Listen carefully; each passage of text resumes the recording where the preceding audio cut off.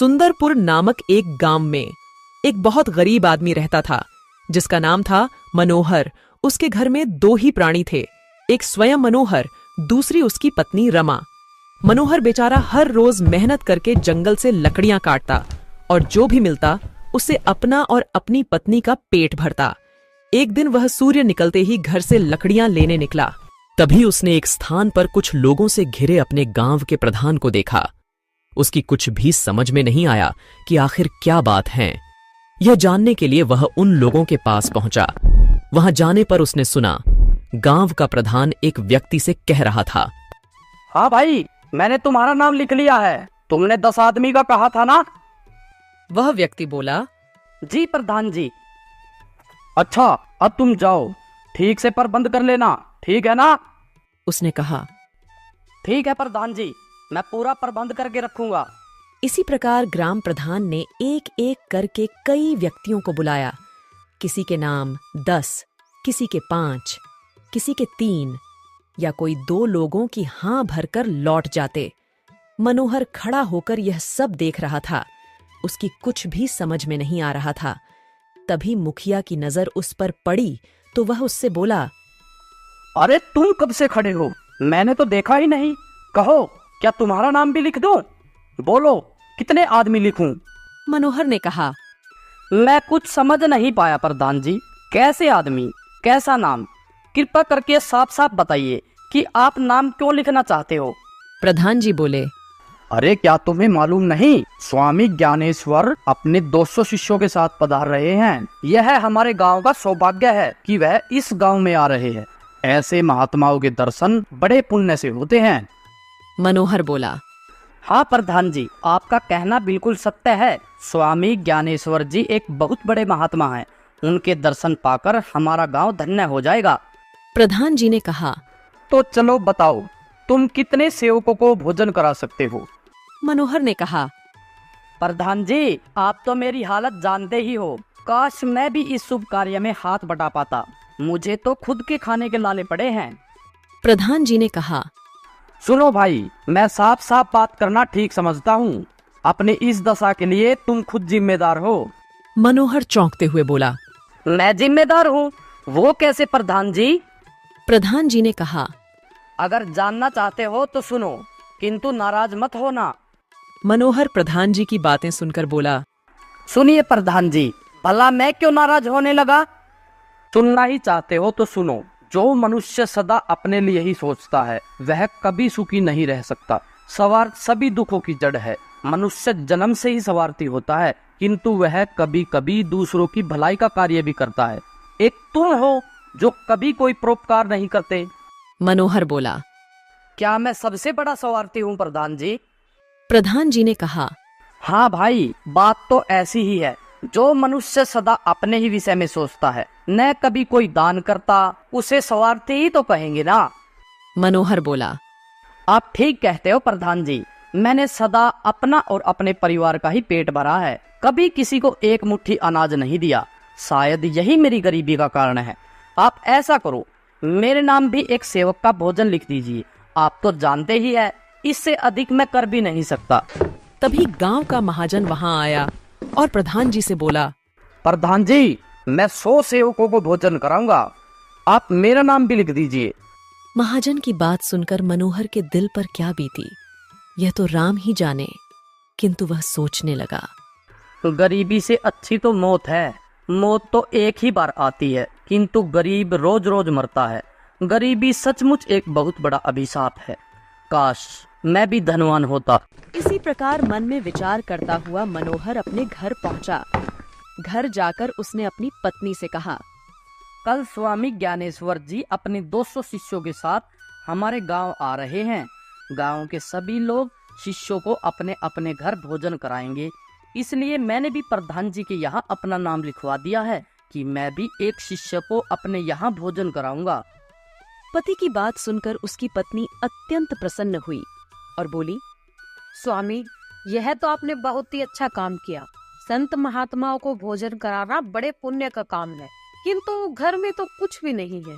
मनोहर बोला, तुम सही बोल रही हो, घर में खाने को कुछ भी नहीं है। क्या हम एक दिन के लिए भूखे नहीं रह सकते? आप ठीक कहते हो। आज हम दोनों मजदूरी करेंगे ताकि सेवकों को अच्छे से अच्छा भोजन करा सके। हमारी गरीबी तो हर रोज की है, कभी तो कोई अच्छा कार्य करना ही चाहिए। हम एक दिन भूखे ही रह लेंगे, किंतु इसका किसी को पता नहीं लगने देंगे। पत्नी की बातें सुनकर मनोहर अत्यंत प्रसन्न हुआ। उसके मन से एक बहुत भारी बोझ दूर हो गया। पक्का निश्चय कर कहीं मेहनत मजदूरी करने के लिए पति पत्नी दोनों घर से निकल पड़े। चलते चलते दोनों गांव के महाजन के घर के पास से गुजर रहे थे। तभी उन्हें सुनाई पड़ा। अरे रुको भाई। उन्होंने देखा कि गांव का महाजन उन्हें ही बुला रहा था। मनोहर ने पूछा, क्या आज्ञा है महाराज? महाजन बोला, कल मेरे घर 100 अतिथि भोजन करेंगे, इसके लिए मुझे तुम्हारी जरूरत है। मनोहर बोला, मैं आपकी क्या सेवा कर सकता हूँ महाराज जी? महाजन ने कहा, देखो, बात यह है कि भोजन के लिए मेरे घर में सारा सामान तैयार है, किंतु लकड़ियाँ नहीं है। क्या तुम लकड़ियों का प्रबंध कर सकते हो? मनोहर बोला, हाँ हाँ, क्यों नहीं महाराज, मैं तो काम ही लकड़ियों का करता हूँ। महाजन बोला, अच्छी तरह समझ लो, 100 आदमियों के लिए भोजन बनाना है और इस बात का ध्यान रखना कि लकड़ियाँ आज शाम तक कट जाए। तुम मजदूरी की चिंता मत करना, तुम्हें काम के अनुसार पर्याप्त मजदूरी दी जाएगी। मनोहर बोला, बहुत बहुत धन्यवाद महाराज, मैं शाम तक लकड़ियों का इंतजाम कर लूंगा, आपको कोई शिकायत का मौका नहीं मिलेगा। मनोहर की तो जैसे मनचाही मुराद मिल गई थी, पर उसे यह भी पता था कि 100 आदमियों के भोजन के लिए शाम तक लकड़ियां काटना कोई आसान काम नहीं है। लेकिन क्या करता, और कोई चारा भी नहीं था। मनोहर ने अपनी पत्नी को घर भेजा ताकि वह घर की सफाई कर सके और स्वयं कुल्हाड़ी लेकर लकड़ियां काटने जंगल की ओर चल पड़ा। जंगल में पहुंचकर मनोहर बड़ी मेहनत के साथ कड़कती धूप में परिश्रम से लकड़ियां काटता रहा। अपनी मेहनत से पूरी कटी हुई लकड़ियों के ढेर को देखकर उसे भारी संतोष हुआ और थोड़ा विश्राम करने के लिए लेट गया। महाजन दिन में मनोहर को लकड़ियां काटते देख चुका था। शाम को जब मनोहर उसके घर आया तो बोला, महाराज, मैंने लकड़ियां काट ली है, मुझे उम्मीद है कि ये लकड़ियां कम नहीं पड़ेगी, आप चाहे तो देख सकते हो। महाजन ने कहा, देखने की कोई आवश्यकता नहीं है, मैं पहले ही देख चुका हूँ। तुम वास्तव में बहुत परिश्रमी हो। तुमने जितना काम एक दिन में किया है, उतना काम 10 आदमी भी नहीं कर सकते। मैं तुम्हारे काम से बहुत खुश हूँ।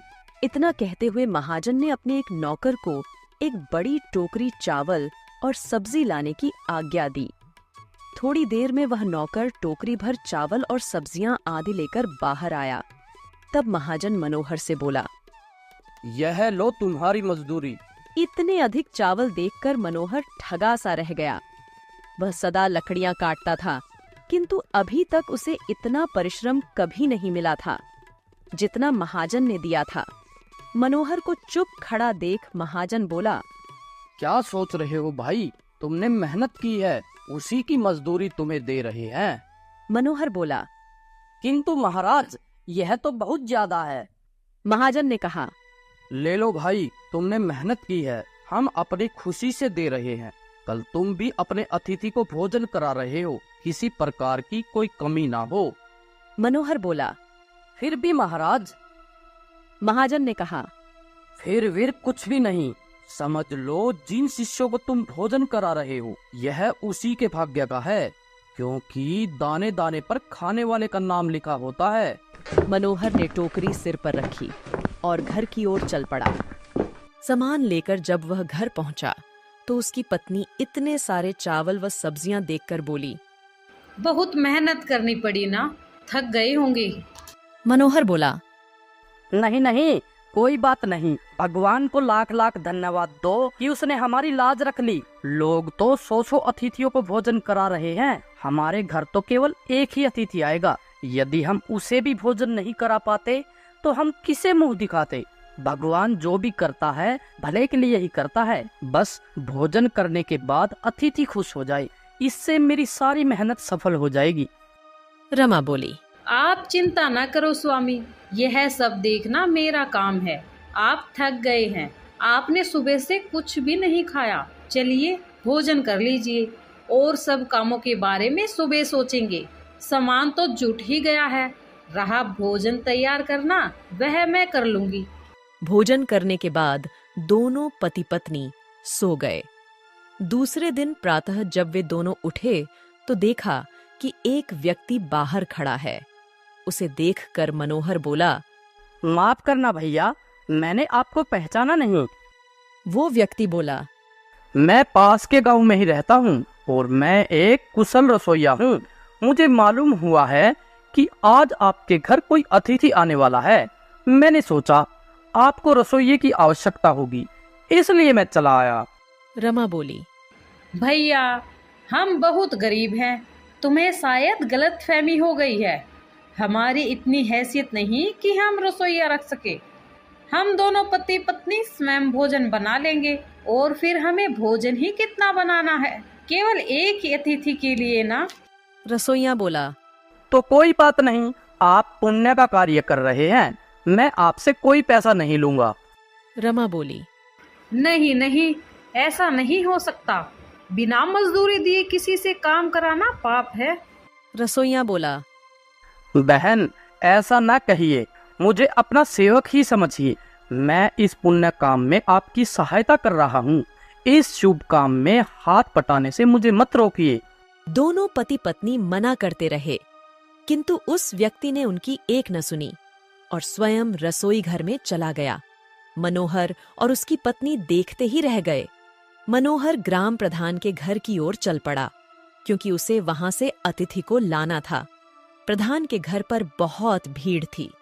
मनोहर मुखिया के सामने पहुंचा और बोला, प्रधान जी, मैं अपने अतिथि को लेने आया हूँ। प्रधान जी बोले, भाई क्या बताऊं, तुम्हारा नाम तो मैं लिखना ही भूल गया। मनोहर बोला, बड़ी विचित्र बात है प्रधान जी, कल मैंने स्वयं अपना नाम लिखवाया था, आज आप कहते हैं सूची में मेरा नाम ही नहीं है। प्रधान जी बोले, मुझे माफ करना भाई, अब कुछ नहीं हो सकता। सभी लोग या तो अतिथियों को ले जा चुके हैं या ले जाने के लिए खड़े हैं। बताओ इसमें मैं क्या कर सकता हूँ। मनोहर की सारी आशाओं पर पानी फिर गया। वह हारे हुए जुआरी की तरह वहां से चल पड़ा। कुछ दूर चलने के बाद उसे एक तेजस्वी पुरुष दिखाई दिया जो लोगों को उपदेश दे रहा था। मनोहर के दिल में उस तेजस्वी पुरुष को भोजन कराने की इच्छा हुई। दृढ़ निश्चय कर वह चल पड़ा और सीधे जाकर उसने महात्मा के पांव पकड़ लिए। उसका यह व्यवहार देखकर महात्मा जी को बड़ा आश्चर्य हुआ। वह बोले, तुम्हें क्या दुख है प्राणी? मनोहर बोला, महात्मा जी, मेरा दुख आप ही दूर कर सकते हैं। मैं बड़ी उम्मीद लेकर आपके पास आया हूँ। इतना कहकर वह बिलख बिलख कर रोने लगा। महात्मा जी बोले, रो मत बच्चा, बताओ तुम्हें क्या दुख है। यदि संभव हुआ तो मैं तुम्हारा दुख दूर करने का प्रयत्न करूंगा। मनोहर बोला, महात्मा जी, मेरा दुख बहुत बड़ा है, यदि आप कृपा करें तो वह दूर हो जाएगा। यदि आपने भी मेरी अपेक्षा कर दी तो मैं कहीं का नहीं रहूंगा। महात्मा जी ने कहा, ऐसे अशुभ शब्द मुंह से मत निकालो, अपना दुख बताओ। मैं वचन देता हूँ, यदि मेरे वश में हुआ तो मैं तुम्हारा दुख अवश्य दूर करूंगा। मनोहर बोला, महात्मा जी, मैं केवल इतना चाहता हूँ, आप मेरे घर भोजन करें। महात्मा जी ने कहा, बस केवल इतनी सी बात, इसमें रोने की कौन सी बात है। हम तुम्हारे घर भोजन अवश्य करेंगे। चलो हम अभी तुम्हारे घर चलते हैं।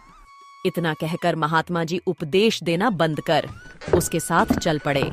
यह देख सभा में उपस्थित सभी व्यक्तियों को बड़ा आश्चर्य हुआ कि एक दरिद्र व्यक्ति के लिए महात्मा जी ने अपना भाषण बंद कर दिया। यह महात्मा जी और कोई नहीं, स्वामी ज्ञानेश्वर थे। उन्हें अपने घर भोजन कराना बड़े गौरव की बात थी।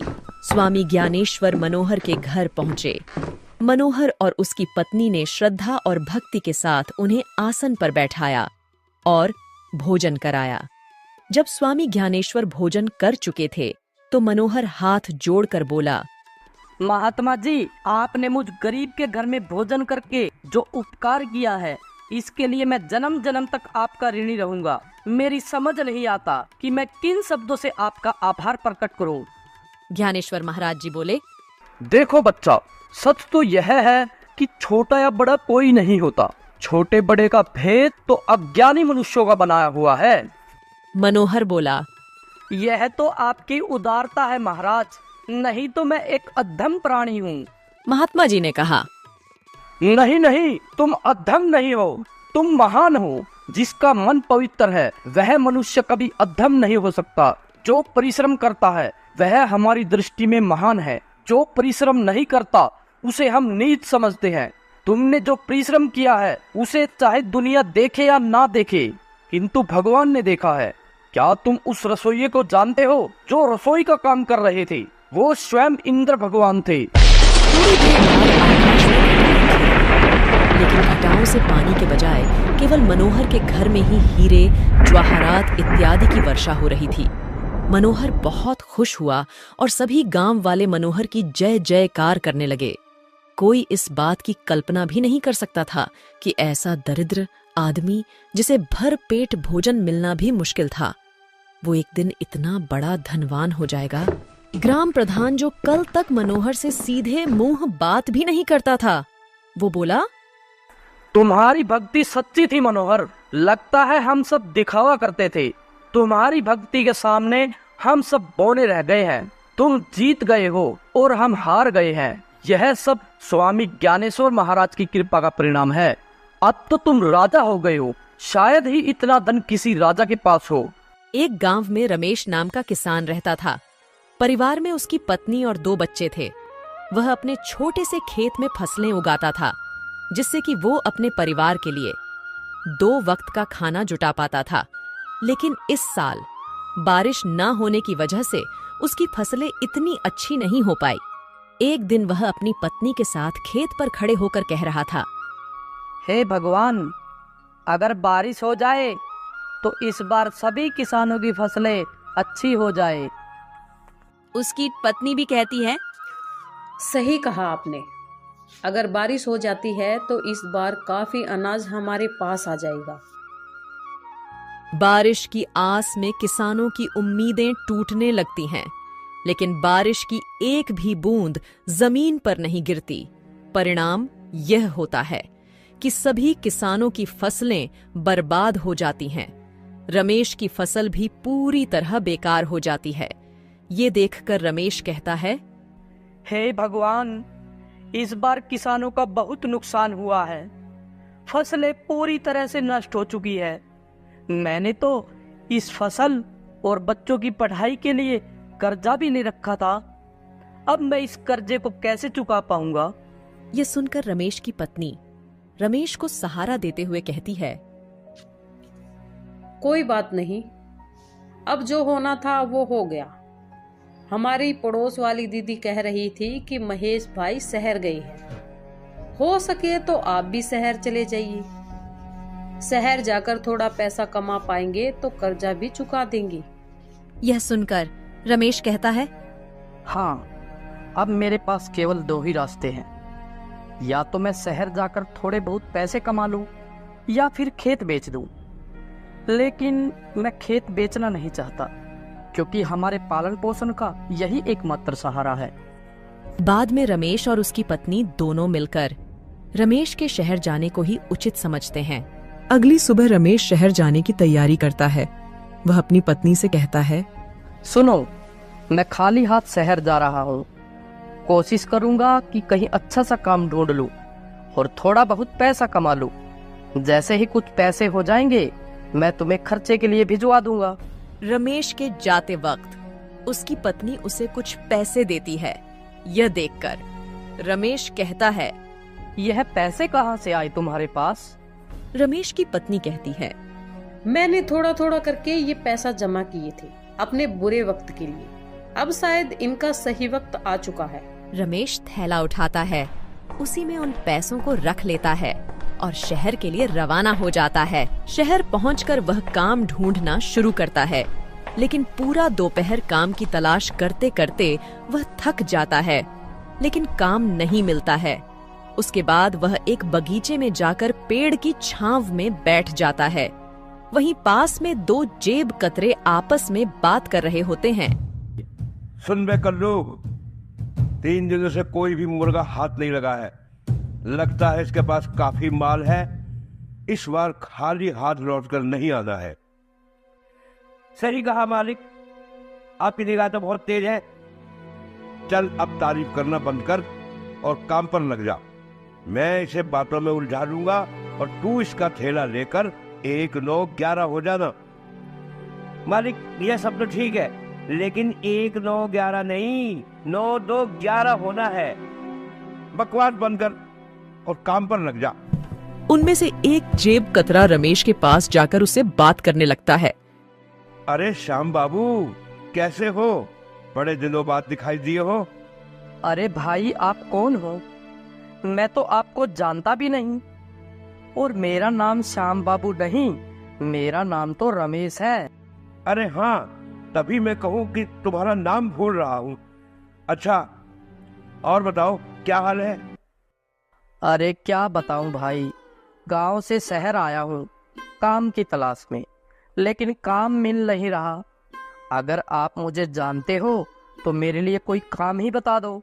इन दोनों की बातचीत हो ही रही थी, तभी कल्लू रमेश का थैला लेकर 9, 2, 11 हो जाता है। पहला जेब कतरा कहता है, अरे भाई, लगता है पहचानने में गलती हो गई। चलो मैं चलता हूँ। अजीब लोग हैं शहर की, पहले खुद ही जान पहचान का दिखावा करते हैं और बाद में खुद ही अनदेखा करने लगते हैं। इतने में रमेश की नजर अपने थैले की ओर पड़ती है, लेकिन वहां पर थैला न देखकर वह काफी निराश हो जाता है और कहने लगता है, शहर के लोग तो बड़े ही दयाहीन हैं।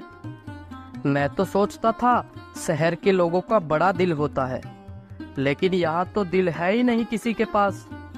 गरीब के थैले को भी नहीं छोड़ते। वह भगवान से प्रार्थना करता है कि वही उसकी मदद करें। इतने में रमेश के पीछे से एक दर्द भरी आवाज आती है, बचाओ बचाओ। रमेश उस आवाज को सुनता है और देखता है कि वहां एक घायल व्यक्ति जमीन पर नीचे पड़ा हुआ है। उसके आसपास से लोग गुजर रहे हैं, लेकिन कोई भी उसे सहारा नहीं दे रहा है। रमेश उसकी घायल स्थिति को देखकर तुरंत हॉस्पिटल ले जाने का इंतजाम करता है। हॉस्पिटल ले जाकर वह डॉक्टर से बात करता है। डॉक्टर साहब, जरा इन्हें देखिए, यह बहुत घायल है और दर्द के मारे तड़प रहे हैं। डॉक्टर उस व्यक्ति की हालत देखता है और कहता है, तुरंत इलाज शुरू करना होगा। इसके लिए तुम्हें कुछ पैसे काउंटर पर जमा करने होंगे। ये सुनकर रमेश आश्चर्य में पड़ जाता है और डॉक्टर से कहता है, डॉक्टर साहब, आज ही सुबह मैं शहर आया हूँ काम की तलाश में, लेकिन काम तो मुझे मिला नहीं। ऊपर से मेरा बैग भी किसी ने चुरा लिया है। डॉक्टर उस व्यक्ति का तुरंत इलाज शुरू कर देते हैं और कुछ समय बाद बाहर निकलते हैं। तभी रमेश अपनी जेब से एक पर्स निकालता है, जो उसे घायल व्यक्ति को हॉस्पिटल लाते हुए उसकी जेब से गिरते हुए मिल गया था। वह उसे डॉक्टर को दिखाते हुए कहता है, ये लीजिए डॉक्टर साहब, ये इन्हीं का पर्स है। मैंने तो इसे खोला भी नहीं है, देख लीजिए, शायद इसमें कुछ पैसे हो। डॉक्टर उस पर्स को चेक करता है तो उसमें बहुत सारे आईडी कार्ड और क्रेडिट कार्ड होते हैं। जब डॉक्टर उनकी आईडी कार्ड को चेक करता है तो उसे पता चलता है कि यह तो शहर के सबसे अमीर आदमी है। वो तुरंत रमेश से कहता है, अच्छा हुआ जो तुम इन्हें हॉस्पिटल लेकर आ गए। तुम जानते हो ये शहर के सबसे बड़े आदमी हैं। मुझे नहीं पता डॉक्टर साहब, मैंने तो अपना फर्ज निभाया है। डॉक्टर रमेश को शाबाशी देता है और कहता है, कल सुबह इन्हें होश आ जाएगा। तुम कल सुबह आकर इनसे मिल सकते हो। रमेश रात भर उस गार्डन में ही सोता है और सुबह होते ही वह हॉस्पिटल वापस आ जाता है और डॉक्टर से पूछता है, डॉक्टर साहब, अब इनकी तबीयत कैसी है? डॉक्टर कहता है, हाँ, अब बिल्कुल ठीक है, तुम इनसे मिल सकते हो। डॉक्टर उस व्यक्ति से रमेश का परिचय कराते हुए कहता है, यह रमेश जी हैं।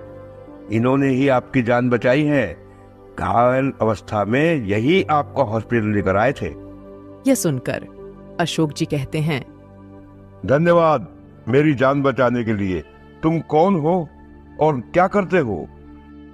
तभी रमेश कहता है, मैं गांव से शहर आया हूँ एक अच्छे से काम की तलाश में, लेकिन अभी तक मुझे कोई भी काम नहीं मिला है।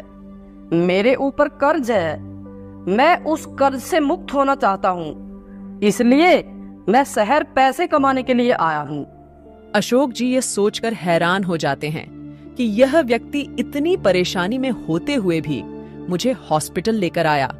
वह कहते हैं, मुझे ये जानकर बहुत अच्छा लगा कि इस समय भी तुम जैसा अच्छा और ईमानदार इंसान है। एक काम करना, कल मेरी छुट्टी है तो तुम कल सुबह ठीक इसी समय आना। मेरे पास तुम्हारे लिए काफी अच्छा काम है। रमेश शुक्रिया अदा करते हुए वहां से चला जाता है। अगले दिन ठीक उसी समय हॉस्पिटल पहुंचता है। हॉस्पिटल से वे दोनों अशोक जी के घर के लिए रवाना हो जाते हैं। घर में प्रवेश करते वक्त रमेश उनके बड़े से महल और बड़ी बड़ी गाड़ियां देखकर हैरान रह जाता है और सोचता है कि यह व्यक्ति कितने अमीर होंगे। रमेश अंदर जाकर सोफे पर बैठ जाता है। तभी अशोक जी नौकर से उसके लिए पानी और खाने के लिए कुछ लाने को कहते हैं। अशोक जी कहते हैं, रमेश तुम कुछ खा पी लो, मैं 15 मिनट में आता हूँ। कुछ देर बाद अशोक जी आते हैं और कहते हैं, रमेश शहर के बाहर मेरी एक बड़ी फैक्ट्री है जिसमें खेती से जुड़े उत्पाद बनाए जाते हैं। खाने पीने का कोई झंझट नहीं है। वहाँ पर तुम्हें खाने पीने को सब मिलेगा, रहने को घर मिलेगा। अगर तुम सहमत हो तो तुम इस काम को कर सकते हो। रमेश कहता है, यह तो मेरे लिए बहुत ही अच्छी बात है। वैसे भी मैं एक किसान हूँ, खेती बाड़ी के बारे में मुझे बहुत अच्छे से पता है। मैं इस काम को अच्छे से कर पाऊंगा। अशोक जी कहते हैं, तुम चाहो तो अपने परिवार को भी यहाँ लाकर रह सकते हो। अशोक जी रमेश को कुछ पैसे देते हैं जिससे वह अपने कर्ज को चुका पाए। फिर रमेश गांव जाता है और अपने कर्जे को पूरी तरह चुका देता है और अपने परिवार के साथ शहर वापस लौट आता है। अशोक जी रमेश के दोनों बच्चों की पढ़ाई का खर्चा भी खुद ही उठाते हैं और उनके खाने